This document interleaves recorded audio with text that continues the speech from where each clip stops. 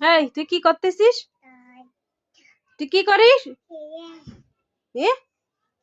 এই তুই কি করিস? মার খাবি?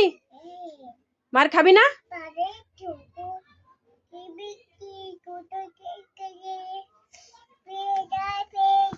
তুই মার খাবি?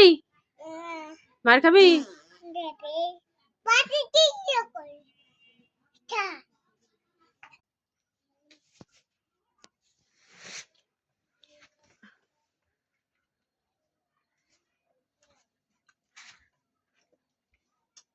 আল্লাহ দেও মা,